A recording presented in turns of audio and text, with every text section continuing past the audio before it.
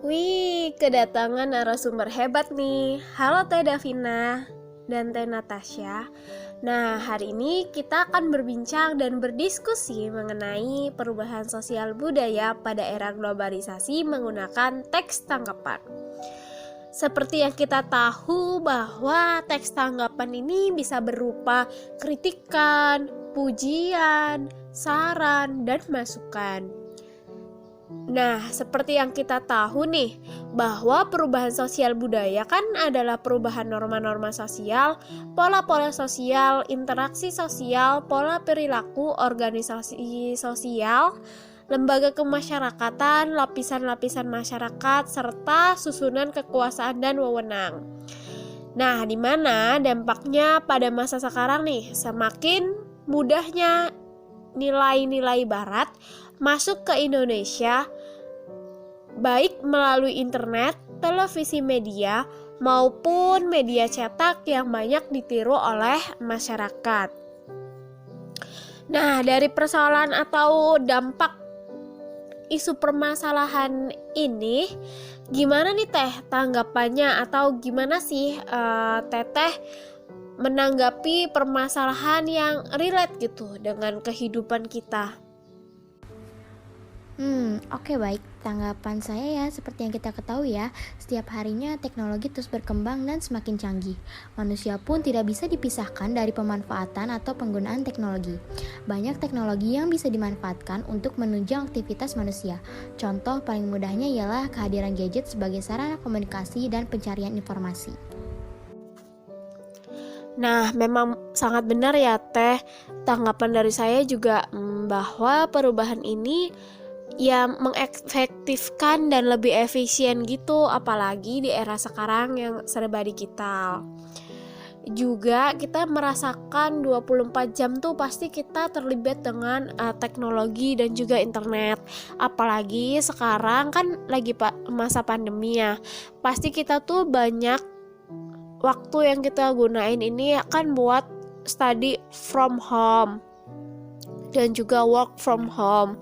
Nah, pasti kan menggunakan internet, menggunakan teknologi gitu kan, yang merubah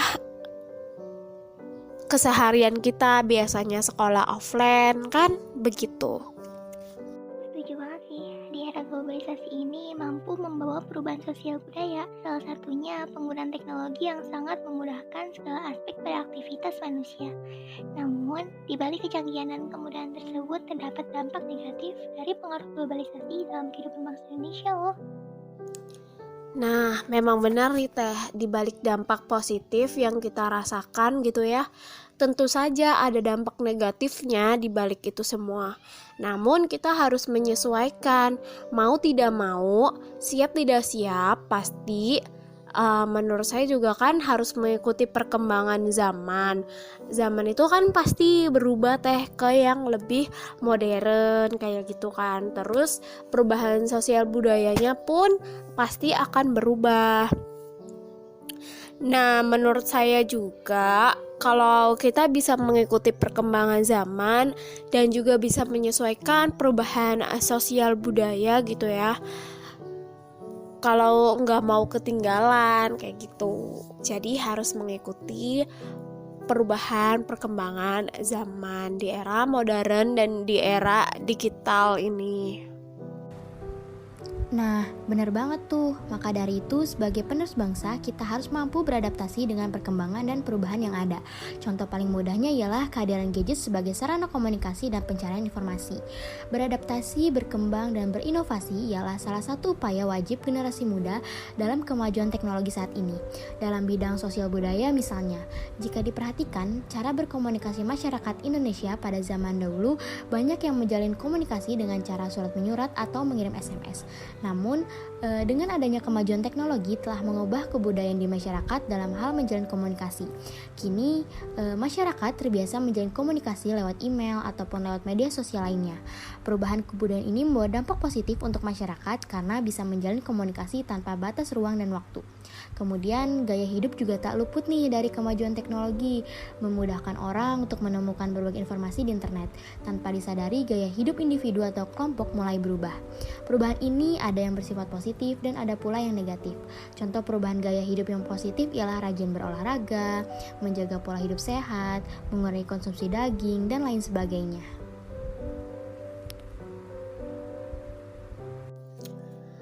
Nah, bener banget Teh Davina. Bisa dilihat juga ya anak zaman sekarang, ya termasuk kita juga kan, kayak bahasanya kayak ada masukan dari eh, bahasa gaul-gaul gitu. Terus juga cara berpakaiannya sudah merujuk atau menjadikan dan mengikuti pakaian yang terinspirasi mungkin dari yang sedang tren, misalnya dari artis luar negeri atau melihat di YouTube OOTD gitu kan. Nah, tahu gak sih teman-teman, tanpa kita sadari, dengan adanya perubahan gaya hidup dan kemudahan teknologi informasi yang dibahas sama Teh Davina tadi, menumbuhkan sikap individualistik loh. Kenapa? Karena masyarakat merasa dimudahkan dengan teknologi maju yang membuat mereka merasa gak lagi membutuhkan orang lain dalam aktivitasnya. Kadang mereka lupa bahwa mereka adalah makhluk sosial. Wah iya, bahkan nih globalisasi tuh sampai mempengaruhi ke cara berpakaian kita loh. Karena mau gak mau secara gak sadar cara berpakaian masyarakat saat ini sudah banyak dipengaruhi oleh kebudayaan lain. Kayak OOTD ala-ala anak zaman now saat ini bisa ditemui dengan mudah. Cara berpakaiannya menjadi bersifat lebih modern dan bisa menjangkau berbagai kalangan, khususnya anak muda. Gaya berbahasa juga ikut berubah seiring majunya teknologi. Bahasa daerah mulai jarang digunakan dan digantikan dengan bahasa Indonesia sebagai bahasa nasional karena tidak semua warga Indonesia mengerti bahasa daerah wilayah lainnya. Penggunaan bahasa asing sebagai gaya berkomunikasi sehari-hari juga semakin terlihat. Contohnya menggunakan dan memadukan bahasa Indonesia dengan bahasa Inggris. Hal ini tidaklah salah asalkan kita tetap menjaga kelestarian bahasa daerah dan bahasa Indonesia, which is literally ala-ala gitu deh. Wah, relate banget ya. Namun di samping itu juga menciptakan pola hidup konsumtif nih dalam masyarakat kita. Karena perkembangan industri yang pesat membuat penyediaan barang kebutuhan masyarakat kan melimpah. Nah, dengan begitu masyarakat mudah tertarik untuk mengonsumsi barang dengan banyak pilihan yang ada. Terus juga mengarah gaya hidup ke barat-baratan gak sih? Atau westernisasi. Padahal kan gak semua budaya barat baik dan cocok diterapkan di Indonesia. Budaya negatif yang mulai menggeser budaya asli seperti anak yang tidak lagi orang tua, kehidupan bebas remaja, seks bebas, narkoba, dan lain-lain. Dan terakhir, kesenjangan sosial. Apabila dalam suatu komunitas masyarakat hanya ada beberapa individu yang dapat mengikuti arus globalisasi, maka akan memperdalam jurang pemisah nih antar individu dengan individu lain yang stagnan. Hal ini menimbulkan kesenjangan sosial loh. Nah, baik, sangat menarik sekali ya diskusi mengenai atau menanggapi dari isu dampak perubahan sosial budaya pada era globalisasi ini. Nah, podcast ini diharapkan mampu membuka pola pikir mengenai perubahan sosial yang pasti kita sudah merasakannya. Dapat saya simpulkan tanggapan dari narasumber kita yaitu sebagai anak muda zaman now, boleh saja mengikuti perkembangan zaman atau pasti kita juga sudah merasakan nih dampak dari perubahan sosial yang kita alami. Sebagai contoh kecilnya kan kita sering berinteraksi dengan mudah menggunakan gadget dan menggunakan internet di keseharian kita. Namun di samping itu juga dampak negatifnya kita lebih ke individualisme dan jarang berinteraksi secara langsung gitu sebagai makhluk sosial. Namun kita sebagai generasi zaman now bisa nih berupaya untuk mencintai produk dalam negeri, menyaring budaya asing sesuai dengan paduan nilai, norma, dan keyakinan agama, serta memahami nilai-nilai kebangsaan dan Pancasila dengan baik.